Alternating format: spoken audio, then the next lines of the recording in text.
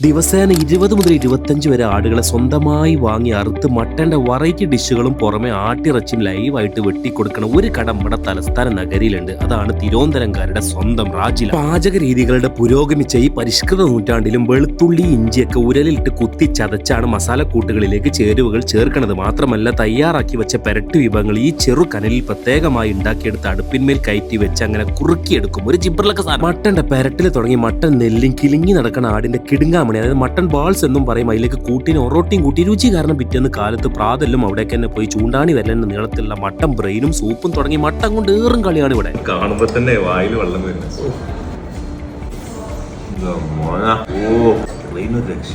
Mutton ഫ്രൈയും mutton പെരട്ടും. പെരട്ടാട്ട താരം, പെരട്ടിന്റെ masala. Airport അടുത്തായതുകൊണ്ട് flight ലാൻഡിങ്ങും ഇടയ്ക്കിടയ്ക്ക് കാണാം. ഞായറാഴ്ചകളിൽ മാത്രം മട്ടന്റെ ബിരിയാണി ഉണ്ട്. മട്ടൻ അല്ലാതെ വേറെ ഒരു ഡിഷും കിട്ടില്ല. മറക്കണ്ട, റാജില മസ്റ്റ് ട്രൈ.